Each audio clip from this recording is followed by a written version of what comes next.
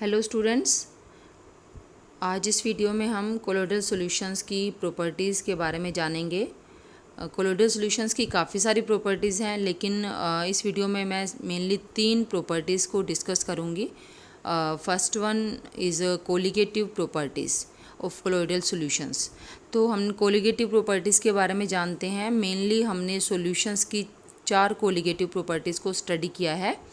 Relative loading of vapour pressure, osmotic pressure, elevation in boiling point and depression in freezing point. ठीक है, तो true solutions की तो हमने ये प्रॉपर्टीज़ हमने पढ़ी और क्या होती हैं ये भी हमने जाना। लेकिन जो कोलोइडल सॉल्यूशंस हैं उनकी कोलिगेटिव प्रॉपर्टीज़ ट्रू सॉल्यूशन की कोलिगेटिव प्रॉपर्टीज़ से किस तरह से डिफरेंट हैं, क्या डिफरेंस है उनमें, तो ये इसमें हम जानेंगे। अब जो कोलोइडल पार्टिकल्स हैं, हम पढ़ चुके हैं कि कोलोइडल पार्टिकल्स या कोलोइडल सॉल्यूशन में जो डिस्पर्स्ड फेज के पार्टिकल्स होते हैं उनका साइज़ सॉल्यूशन के सोल्यूट के पार्टिकल्स के साइज़ से बड़ा होता है। ठीक है, और जो कोलोइडल सॉल्यूशंस जब बनाए जाते हैं तो वो मोस्टली किस तरह से बनते हैं, वो जो स्मॉल पार्टिकल्स होते हैं, काफ़ी स्मॉल, वेरी स्मॉल पार्टिकल्स के एग्रीगेट से बनते हैं। जब वेरी स्मॉल पार्टिकल्स एग्रीगेट बनाते हैं, वो इकट्ठे हो जाते हैं ग्रुप में, काफ़ी सारे स्मॉल पार्टिकल्स, तो वो बड़े साइज़ का पार्टिकल बन जाता है। और उसकी रेंज अगर कोलोइडल रेंज में आ जाती है तो हम कहते हैं कि ये कोलोइडल सोल बन गया। ठीक है, colloidal particles are actually formed as a result of aggregation of smaller particles. ठीक है, यही मैंने अभी आपको बताया कि कोलोइडल पार्टिकल्स जो हैं they are formed as the result of aggregation of smaller particles.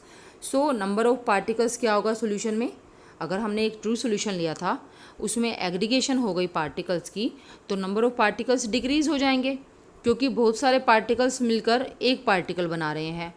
ठीक है, सिर्फ सिंगल पार्टिकल नहीं बनेगा, कई सारे पार्टिकल्स बन जाएंगे। फॉर एग्ज़ाम्पल मैं आपको ये बता रही हूँ कि हमारे सोल्यूशन में अगर 1000 स्मॉल पार्टिकल्स थे और वो 10 to 12 पार्टिकल्स एग्रीगेट हो जाते हैं, तो कितने पार्टिकल्स बन जाएंगे टोटल जो एग्रीगेट हो गए। एग्रीगेट होने के बाद जो बिग पार्टिकल बने वो अप्रोक्सीमेटली कितने हो गए, वो हो जाएंगे अप्रोक्सीमेटली 100 के करीब। ठीक है, पहले पार्टिकल्स थे 1000, लेकिन अब हो गए 100, है ना। पार्टिकल्स का जो नंबर है वो डिक्रीज़ हो जाएगा। जब सॉल्यूशन में पार्टिकल्स एग्रीगेट हो जाते हैं तो number of particles in the solution decreases. जो कोलोइडल सोल बना उसमें पार्टिकल्स का नंबर जो है वो कम हो जाता है। And we know that value of colligative properties is proportional to number of particles in the solution. ये हम कर चुके हैं कि कोलिगेटिव प्रॉपर्टीज़ क्या हैं। ये वो प्रॉपर्टीज़ हैं जो नंबर ऑफ पार्टिकल्स पर डिपेंड करती हैं, सॉल्यूशन में पार्टिकल्स कितने हैं उस पर डिपेंड करती हैं। अब क्योंकि कोलोइडल सोल में नंबर ऑफ पार्टिकल्स डिक्रीज़ हो गया है, इसलिए कोलिगेटिव प्रॉपर्टीज़ की वैल्यू भी कम हो जाएगी as compare to that for true solution of same concentration. Same concentration का ट्रू सॉल्यूशन आपने लिया था, आपने उसकी कोलिगेटिव प्रॉपर्टी, किसी भी एक कोलिगेटिव प्रॉपर्टी की वैल्यू नोट कर ली, फाइंड कर ली, कैलकुलेट कर ली, और फिर अगर किसी तरह से आपने उसमें कुछ इलेक्ट्रोलाइट ऐड किया या किसी और प्रोसेस से आपने उसको कोलोइडल सोल में चेंज कर दिया, तो नंबर ऑफ पार्टिकल्स डिक्रीज़ हो गए। अब आपने उस कोलोइडल सोल की, जो कि ट्रू सॉल्यूशन से हमने बनाया था, उस कोलोइडल सोल की आपने कोलिगेटिव प्रॉपर्टी की वैल्यू फाइंड की या कैलकुलेट की, तो आप पाएंगे कि ये जो वैल्यू आई है ये ट्रू सॉल्यूशन की वैल्यू से कम है, because of decrease in number of particles. ठीक है, और ये कोलिगेटिव प्रॉपर्टी है जो मैं आपको बता चुकी हूँ कौन सी कोलिगेटिव प्रॉपर्टीज़ की हम बात कर रहे हैं। ठीक है, ये तो हो गया कोलोइडल पार्टिकल्स की कोलिगेटिव प्रॉपर्टीज़ के बारे में। अब जो नेक्स्ट प्रॉपर्टी हम इनकी स्टडी करेंगे वो है टिंडल इफ़ेक्ट। जो टिंडल इफ़ेक्ट है वो आप 9th क्लास से करते आ रहे हो। जब आपने सबसे पहले सिंपल वे में सॉल्यूशंस के बारे में जाना, कोलोइडल सॉल्यूशन के बारे में जाना और सस्पेंशन के बारे में आपने पढ़ा, तो आपने वहाँ पर टिंडल इफ़ेक्ट के बारे में भी पढ़ा था। टिंडल इफ़ेक्ट जो है ना हमें अपनी रूटीन लाइफ में भी देखने को मिलता है काफ़ी ज़्यादा। जब आप किसी सड़क से जा रहे हो या आप किसी ऐसे एरिया में हो जहाँ पर कि काफ़ी ज़्यादा पेड़ हैं और दिन के टाइम जब सूरज की रोशनी आती है सनलाइट आती है उन पेड़ों के बीच में से होकर, तो आपको वो ऐसे दिखाई देता है कि आपको वो रास्ता सा बन जाता है पेड़ों के बीच में। सनलाइट जो है ना उसका एक इस तरह से पेड़ों के बीच में सनलाइट ऐसे आती हुई दिखाई देती है, बिल्कुल यहाँ पर ये ब्राइट फेज होता है, ब्राइट पार्ट होता है ये काफ़ी। ठीक है, इस तरफ भी पेड़ हैं, इस तरफ भी पेड़ हैं, लेकिन ये आपको सनलाइट आती हुई दिखाई दे रही है यहाँ पर। तो ये क्या है, इसको टिंडल कोन कहते हैं। ठीक है, ये टिंडल कोन आपको काफ़ी ब्राइट दिखाई देती है और यही टिंडल इफ़ेक्ट है, साइंटिस्ट के नाम पर है जिन्होंने इसको अच्छे से एक्सप्लेन किया था। टिंडल इस इफ़ेक्ट को, इस फिनोमेनन की एक्सप्लेनेशन दी थी काफ़ी अच्छी तरह से, जबकि इसके बारे में बताया फैराडे ने था स्टार्टिंग में, लेकिन इसको अच्छे से इसको एक्सप्लेनेशन जो है इसकी वो टिंडल ने दी थी, तो उन्हीं के नाम पर इसका नाम हो गया टिंडल इफ़ेक्ट। ठीक है, और आपने ये भी देखा होगा कि जब कई बार आप क्लास में हैं या आप घर में हैं तो कोई एक छेद है, ठीक है, आपने आपके रूम में लाइट नहीं है, मान लो कम लाइट है, अंधेरा सा है, और अगर कोई छेद है वहाँ से सनलाइट अंदर एंटर कर रही है, या रोशनदान है वहाँ से सनलाइट एंटर कर रही है। आप जब क्लासरूम में बैठते होगे तो आप देखते होगे कि मान लो ये वॉल है, आपके क्लासरूम की दीवार है, और यहाँ पर एक रोशनदान है। ठीक है, और रोशनदान से जो लाइट आती है वो इस तरह से आपको दिखाई देती है। ठीक है, और ये भी टिंडल कोन है, और ये भी टिंडल इफ़ेक्ट के ही कारण है। तो टिंडल इफ़ेक्ट क्या है, तो पहले हम इसको ट्रू सॉल्यूशन के लिए पढ़ेंगे। ट्रू सॉल्यूशन में क्या होता है, ट्रू सॉल्यूशंस टिंडल इफ़ेक्ट शो नहीं करते हैं, लेकिन हमें समझना ज़रूरी है जब हम टिंडल इफ़ेक्ट के बारे में बात कर रहे हैं तो ट्रू सॉल्यूशन में क्या होगा। किसी भी जो हम टिंडल इफ़ेक्ट को समझने के लिए जो हम प्रोसेस फॉलो करते हैं, अगर वही प्रोसेस हम ट्रू सॉल्यूशन के लिए फ़ॉलो करें तो हम क्या ऑब्ज़र्व करेंगे। एक जो ट्रू सॉल्यूशन है, या फिर हम कहें कि होमोजीनियस सॉल्यूशन है, व्हेन प्लेस्ड इन डार्क, अगर आपने उसको अंधेरे में रखा हुआ है और आप उस पर टॉर्च से लाइट डालते हैं, टॉर्च से या लेज़र से आप उस पर लाइट डालते हैं, ठीक है, और आप इसको देखते हैं in the direction of light. In the direction of light मतलब कि आपने ये ट्रू सॉल्यूशन लिया हुआ है इसमें, ठीक है, और आप यहाँ से इस पर लाइट डाल रहे हैं, तो आप अगर इसी तरफ से देखेंगे इस सॉल्यूशन को, अगर आप यहाँ से लाइट डाल रहे हैं इस डायरेक्शन से, और आप इसी जिस तरफ से आप लाइट डाल रहे हैं उसी तरफ से आप देखोगे इसको, तो आपको जो ट्रू सॉल्यूशन है, होमोजीनियस सॉल्यूशन है, वो बिल्कुल क्लियर दिखाई देगा, ट्रांसपेरेंट दिखाई देगा एक तरह से। ठीक है, लेकिन अगर आप उसको सामने से देखोगे, यहाँ से तो आप लाइट डाल रहे हो इस पर ट्रू सॉल्यूशन पर, और आप इसको 90 डिग्री के एंगल से देखते हो, मतलब कि सामने से देखते हो आप, तो आपको ये डार्क दिखाई देगा। ठीक है, ये जो सॉल्यूशन है तो आपको डार्क दिखाई देगा। एक बार दोबारा से बताती हूँ कि अगर आपके पास ट्रू सॉल्यूशन है, ट्रू सॉल्यूशन पर आप लाइट डालते हो इस तरफ से, और आप इस ट्रू सॉल्यूशन को इसी डायरेक्शन से ही देख रहे हो जिस डायरेक्शन से आप लाइट डाल रहे हो, आपने इसको अंधेरे में रखा हुआ है।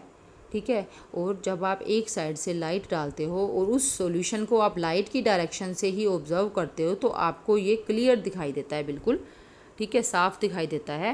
मतलब कि आपको क्लियर हो रहा है, साफ़ दिखाई दे रहा है, मतलब आपको वो दिख रहा है। लेकिन जब आप इसके जिस डायरेक्शन में आप लाइट इस पर डाल रहे हो उसके 90 डिग्री के एंगल से आप इसको ऑब्ज़र्व कर रहे हो, मतलब कि आप सामने से ऑब्ज़र्व कर रहे हो इसको।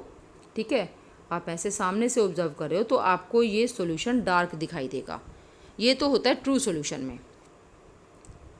When placed the true solution in dark and light is made to fall on it, and if it is observed in the direction of light it appears clear. ठीक है, but if we observe the solution from a direction at right angle to direction of light it appears dark. ये है true solution के लिए। लेकिन अगर हम true solution की जगह पर कोलोइडल सॉल्यूशन ले लें तो हमें कैसा ऑब्जर्व करेंगे हम, वो अब हम देखते हैं।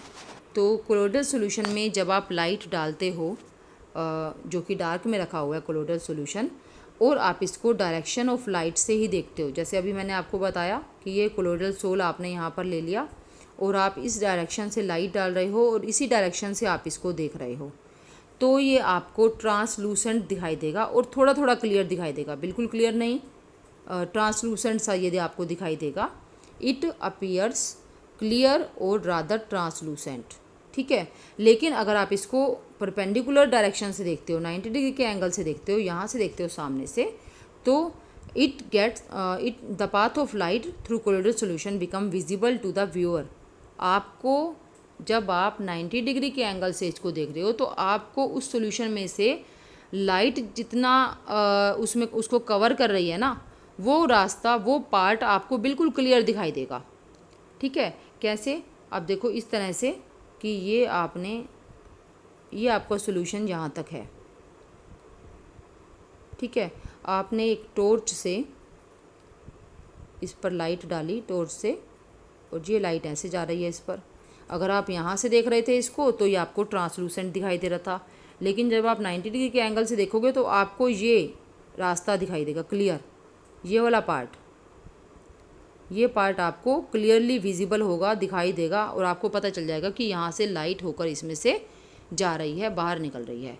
ठीक है, तो ये होता है कोलोइडल सोल में। और ये जो बीच में जो पाथ हमें दिखाई देता है ना, इसका विजिबल हो रहा है, वो क्यों दिखाई दे रहा है? क्योंकि वहाँ टिंडल कोन बन रही है, उसको हम टिंडल कोन बोलते हैं।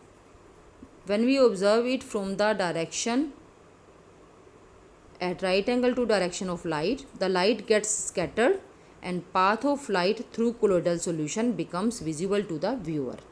ठीक है, and this is called Tyndall effect after the name of Tyndall who studied the effect in detail. ठीक है, तो जब स्कैटरिंग होती है लाइट की, scattering of light leads to formation of a bright cone. जो पाथ आपको दिखाई दे रहा था ना कोलोइडल सोल का, जब आपने उसको 90 डिग्री एंगल से व्यू किया, देखा आपने, वो जो पार्ट है वो टिंडल कोन है, इसलिए वो आपको ब्राइट दिख रहा है। वहाँ पर टिंडल कोन का की फॉर्मेशन हो रही है। ठीक है, तो जो टिंडल कोन है क्या, आप देखो ये है, इसमें ये जो आपको दिखाई दे रहा है ना, इसमें इतना, ये टिंडल कोन है। जो ये इल्यूमिनेटेड पाथ है, ये वाला path, illuminated path is Tyndall cone. ठीक है, तो इसमें ये क्लियर दिखाया हुआ है समझाने के लिए। ये तो हमने लिया हुआ है ट्रू सॉल्यूशन, ये ट्रू सॉल्यूशन है, और ये कोलोइडल सॉल्यूशन है। जब इस पर लाइट डालते हैं तो, और हम सामने से देख रहे हैं, जैसे आप इस टाइम पर अपनी फ़ोन की या लैपटॉप की स्क्रीन को देख रहे हो सामने से, हम वहाँ सामने से देख रहे हैं। और तो सॉल्यूशन जो है वो तो हमें डार्क दिखाई देगा, लेकिन जो कोलोइड है, कोलोइड हमें यहाँ से विजिबल होगा, ये हमें ब्राइट दिखाई देगा। और ये क्यों हो रहा है? क्योंकि यहाँ पर टिंडल कोन बन रही है, ये टिंडल कोन है। ठीक है, और ये क्यों हुआ? क्योंकि जब इस पर लाइट पड़ती है, यहाँ पर इसके अंदर जो सोल है उसके जो पार्टिकल्स हैं, जब उन पर लाइट पड़ती है तो वो उस लाइट को स्कैटर कर देते हैं। ठीक है, उसको फैला देते हैं, जिससे वो पाथ इल्यूमिनेट हो जाता है और हमें क्लियरली दिखाई देता है। तो जो टिंडल इफ़ेक्ट अगर दिखाएं कोलोइडल सोल, उसके लिए दो कंडीशंस हैं जो कोलोइडल सोल को फॉलो करनी है। कोलोइडल सोल्स वो सोल्स ही टिंडल इफ़ेक्ट शो करते हैं जो कि इन दो कंडीशंस को फॉलो करते हैं, इन दो कंडीशंस को फुलफ़िल करते हैं। First condition is diameter of dispersed particles is not much smaller than the wavelength of light used.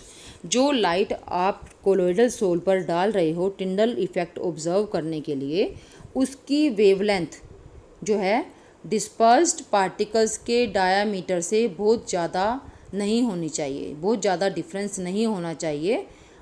छोटी वेवलेंथ तो है, ज़्यादा तो होगी लेकिन बहुत ज़्यादा नहीं होनी चाहिए डिस्पर्स्ड फेज के पार्टिकल से। Diameter of dispersed particles is not much smaller than the wavelength of light used. ये तो है फर्स्ट कंडीशन। और सेकंड कंडीशन क्या है? सेकंड कंडीशन है there should be large difference between the refractive indices of dispersed phase and dispersion medium particles. Dispersed phase और dispersion medium, इन दोनों के रिफ्रैक्टिव इंडेक्स में जो डिफरेंस है वो काफ़ी होना चाहिए, मतलब लार्ज होना चाहिए। ये नहीं है कि दोनों का रिफ्रैक्टिव इंडेक्स अप्रोक्सीमेटली इक्वल हो, काफ़ी डिफरेंस होना चाहिए उन दोनों के रिफ्रैक्टिव इंडिसेस में। रिफ्रैक्टिव इंडेक्स आपको पता है क्या होता है, ये जिसको हिंदी में हम अपवर्तनांक बोलते हैं। ठीक है, तो वो काफ़ी ज़्यादा नहीं होना चाहिए। अब जो आपने लायोफिलिक सोल्स भी पढ़े हैं, लायोफोबिक सोल्स भी पढ़े हैं, जो लायोफिलिक सोल्स होते हैं उनका वो कम टिंडल इफ़ेक्ट शो करते हैं, उनमें कम ऑब्जर्व किया जा सकता है। जो टिंडल इफ़ेक्ट है कम शो करते हैं वो, जबकि लायोफोबिक सोल्स टिंडल इफ़ेक्ट को ज़्यादा शो करते हैं। ठीक है, तो ये दो कंडीशंस हैं, कोलोइडल सोल्स इनको फॉलो करते हैं, टिंडल इफेक्ट तभी ये शो कर पाते हैं। और आप अगर ज़्यादा वेवलेंथ बहुत ज़्यादा वेवलेंथ की लाइट यूज़ कर रहे हो कोलोइडल पार्टिकल्स के साइज से, तो आपको ये इफ़ेक्ट अच्छे से विजिबल नहीं होगा। ठीक है, और दूसरी चीज़, अगर डिस्पर्स्ड फेज और डिस्पर्जन मीडियम के रिफ्रैक्टिव इंडेक्सेस में बहुत ज़्यादा डिफरेंस नहीं है, बहुत कम डिफरेंस है मतलब, तो भी ये इफ़ेक्ट उतना ज़्यादा आपको दिखाई नहीं देगा। ठीक है, ये है हमारा टिंडल इफ़ेक्ट। और टिंडल इफ़ेक्ट के बारे में कुछ और इम्पोर्टेंट चीज़ें हैं, वो ये हैं कि एक तो अभी आपने देखा कि कैसे जब हम लाइट डालते हैं कोलोइडल सोल पर और ट्रू सॉल्यूशन पर, तो ट्रू सॉल्यूशन तो डार्क दिखाई देता है, लेकिन जो कोलोइडल सोल है उसमें लाइट का पाथ विजिबल हो रहा है। तो अब आप जैसे आपको पता है कि आपके पास मिल्क है और मिल्क आपको लगता है कि ये तो ट्रू सॉल्यूशन है क्योंकि इसमें तो पार्टिकल्स अलग से नहीं दिखाई दे रहे हैं, आपको होमोजीनस ही लगता है वो, लेकिन वो एक्चुअली क्या है, वो कोलोइडल सॉल्यूशन है। तो अगर आप उसको और ट्रू सॉल्यूशन से इसको डिफ्रेंशिएट करना चाहते हो, डिस्टिंग्विश करना चाहते हो, आपने ले लिया एक शुगर सॉल्यूशन या फिर आपने ले लिया सॉल्ट सॉल्यूशन और आपने ले लिया मिल्क।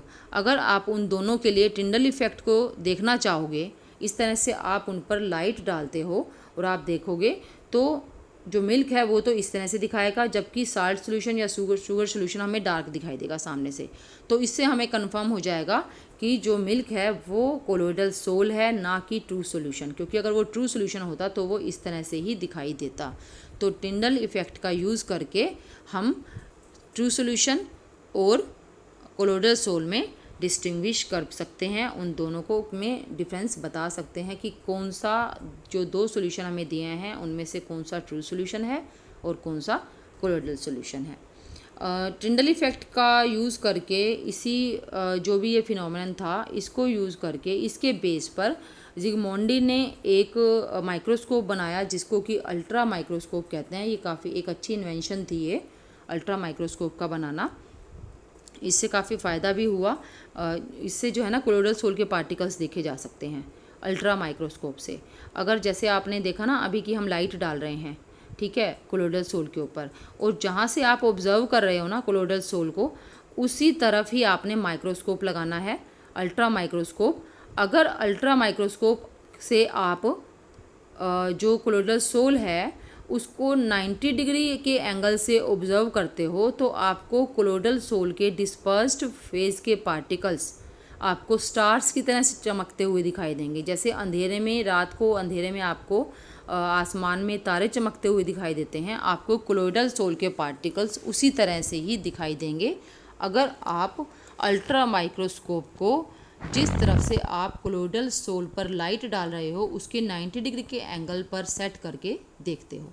ठीक है, आपने ये सॉल्यूशन रखा, कोलोइडल सोल इसके अंदर आपने डाला और यहाँ से आप इस पर लाइट डाल रहे हो और आप अल्ट्रा माइक्रोस्कोप को सेट कर रहे हो इसके 90 डिग्री के एंगल पर, तो आपको पार्टिकल्स ब्राइट स्टार्स की तरह से चमकते हुए दिखाई देंगे इन द डार्क सॉल्यूशन।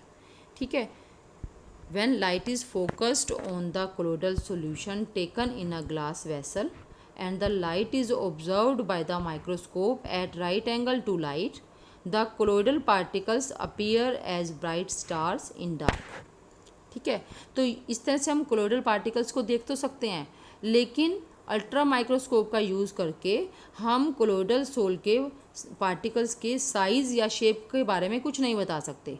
वो आपको स्टार्स की तरह तो दिखाई देंगे, लेकिन आपको उसके साइज़ या शेप के बारे में कुछ नहीं पता चलेगा, कोलोइडल सोल्स के पार्टिकल्स का क्या साइज़ है या क्या शेप है। ठीक है, तो अल्ट्रा माइक्रोस्कोप आपकी इसमें हेल्प नहीं करता है, कोई इन्फॉर्मेशन आपको नहीं देता है। अब जो थर्ड प्रॉपर्टी है कोलोइडल पार्टिकल्स की, वो है colour of colloidal particles. Colloidal solutions जो हैं वो कलर भी शो करते हैं, डिफरेंट कलर्स वो शो करते हैं। आप इमेजिन करो इसमें कि क्या हो अगर आपका जो कोलोइडल सोल है आप उसमें पार्टिकल्स का साइज़ चेंज करते जा रहे हो और जो आप कोलोइडल सोल आपको मिल रहा है ना, सेम डिस्पर्जन मीडियम आपने लेना है। ठीक है, और सेम ही आपने डिस्पर्स फेज लेना है। आपने सिर्फ क्या करना है, हर बार जब भी आप कोलोइडल सोल बनाओगे इन दोनों को मिक्स करके, आपने डिस्पर्स्ड फेज के पार्टिकल्स का साइज़ चेंज कर देना है। तो आप देखोगे every time you get the colloidal soul, the color of colloidal soul is different. चाहे डिस्पर्स्ड फेस भी वही है, डिस्पर्जन मीडियम भी वही है, आपने सिर्फ साइज़ चेंज किया है डिस्पर्स्ड फेस के पार्टिकल्स का, तो आपको जो कोलोइडल सोल मिलेंगे हर बार उनका कलर डिफरेंट होगा। ठीक है, तो कोलोइडल सोल जो हैं वो कलर भी शो करते हैं, लेकिन वो डिपेंड करता है size of colloidal particles, due to which wavelength of light scattered by them also changes. ठीक है, तो ये रीज़न है कि क्यों साइज़ चेंज होने पर कलर डिफरेंट दिखाई देता है। अगर आपसे कोई ऑब्जेक्टिव क्वेश्चन पूछ लेता है कि how the colour of colloidal sol depend, how और why the colour of colloidal sol changes when the size of colloidal particles is changed, तो आप उसका रीज़न ये बताओगे because wavelength of the light scattered by the particles also changes when their size is changed. जब आप colloidal sol का particles का size change करते हो तो उन्होंने जो लाइट स्कैटर की है उसकी वेवलेंथ भी चेंज हो जाती है, और अगर वेवलेंथ चेंज हो रही है जिस कलर से वो रिजेंबल करती होगी और वही कलर वो कोलोइडल सोल का हमें दिखाई देगा। ठीक है, तो आप देखो इसका एग्जांपल है ये सिल्वर सोल। अगर हमने लिया सिल्वर सोल में आप ना पार्टिकल्स का साइज़, अगर मैं इस तरफ आप जा रही हूँ, ठीक है, मूव कर रही हूँ, तो आप समझ लो कि पार्टिकल्स का साइज़ मैं बढ़ा रही हूँ। पार्टिकल्स जब सबसे छोटे हैं तो सिल्वर सोल का कलर है ऑरेंज येलो, थोड़ा बड़ा किया साइज़ को तो ऑरेंज रेड, और बड़ा किया तो पर्पल, और बड़ा किया तो वॉयलेट। इस तरह से सिल्वर सोल का कलर चेंज होता है। अगर हम गोल्ड सोल की बात करें तो जब पार्टिकल्स काफ़ी स्मॉल हैं कोलोइडल रेंज में ही, ठीक है, कोलोइडल रेंज से कम साइज़ के नहीं है पार्टिकल्स, लेकिन उस कोलोइडल रेंज में ही कम है साइज़ उनका, तो वो रेड कलर शो करेगा गोल्ड सोल, और साइज़ बढ़ाते जाएंगे तो पहले पर्पल, फिर ब्लू और फिर गोल्डन कलर। इस तरह से इनका कलर चेंज होता है as the size of colloidal particles increases. Colour of colloidal sol एक तो हमने देखा कि किस पर डिपेंड करता है, on the size of colloidal particles. ठीक है, और सेकंड क्या है इसमें, और किस चीज़ पर डिपेंड करता है कि आप उसको देख कैसे रहे हो। जो आप कोलोइडल सोल देख रहे हो आप उसको कैसे व्यू कर रहे हो, आपका जो डायरेक्शन है उसको व्यू करने की, ठीक है, वो क्या है, किस तरफ से आप देख रहे हो। क्योंकि जब किसी चीज़ पर लाइट पड़ती है तो उसमें से कुछ वो रिफ्लेक्ट कर देता है, कुछ उसमें से ट्रांसमिट हो जाती है। तो अगर आप कोलोइडल सोल पर लाइट डालते हो और उसको रिफ्लेक्टेड लाइट में देखते हो तो आपको उसका कलर अलग दिखाई देगा, और ट्रांसमिटेड लाइट से देखते हो तो आपको उसका कलर अलग दिखाई देगा। Color of colloidal solution also depend on the manner in which the solution is viewed, किस तरह से आप सॉल्यूशन को देख रहे हो। तो एग्जांपल देखिए इसका, मिल्क और वाटर का जो मिक्सचर है दैट अपीयर्स ब्लू, वो ब्लू दिखाई देता है कब, when it is viewed by the reflected light. अगर आप इसको रिफ्लेक्टेड लाइट से देखते हो तो ये आपको ब्लू दिखेगा, वाटर और मिल्क का मिक्सचर, लेकिन अगर आप इसको ट्रांसमिटेड लाइट में देखते हो तो ये आपको रेड दिखाई देगा। ठीक है, तो ये हमने आज इस वीडियो में 3 प्रॉपर्टीज़ इसकी कोलोइडल सोल्स की स्टडी की हैं, और भी प्रॉपर्टीज़ हैं इसकी कोलोइडल पार्टिकल्स की, तो वो हम अपनी नेक्स्ट वीडियो में स्टडी करेंगे। आपको ये अच्छे से करना है। ओके।